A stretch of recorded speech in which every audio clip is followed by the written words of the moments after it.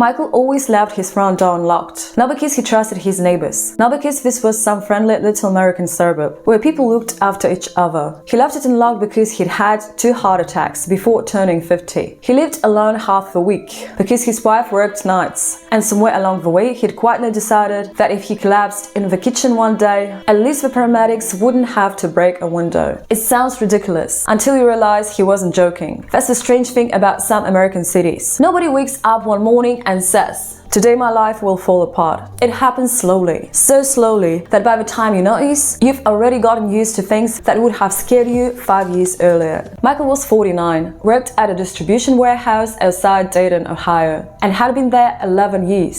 The pay was decent, the job was boring. He didn't complain because complaining required believing something better was possible, and Michael stopped believing that around the time of his second heart attack. His wife Donna worked nights at a hospital. They'd been married 22 years. They loved each other technically. They just rarely saw each other a week. On his 49th birthday, Donna took a night off and baked him a cake. Chocolate, too much frosting. The way he liked it before his cardiologist banned frosting from his life. They sat at the kitchen table and ate it together. And it should have been a good night.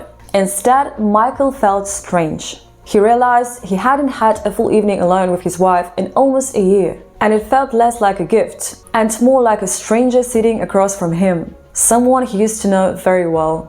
2 weeks later, the warehouse posted new shift schedules on the break room fridge.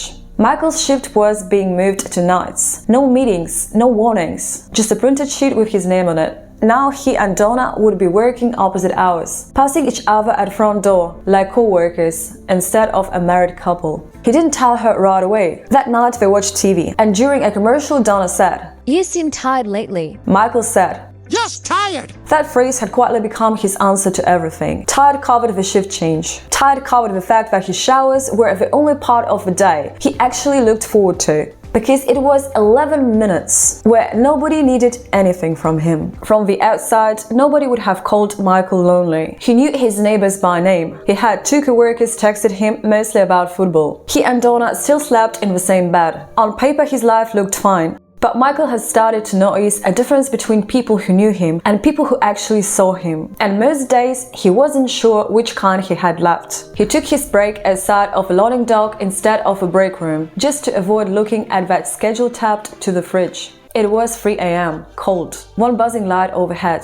He ate the sandwich Donna had made him that morning before either of them left the house. And sitting there alone in the cold, eating a sandwich nobody was watching him eat, something in him relaxed. Not happiness, just relief from performing. He finished the sandwich, went back inside, finished his shift, and drove home at sunrise, while Donna was just leaving for hers. They waved at each other through the car windows in the driveway. Neither one stopped to talk. Both of them were already late. That night, when Donna texted, "How was your shift?" Michael typed, "Fine, same as always," and meant nothing by it, because by then, fine wasn't a description anymore. It was just a word he used instead of talking. He didn't plan to come home early, but his shift got cut short. Some problem with a delivery truck.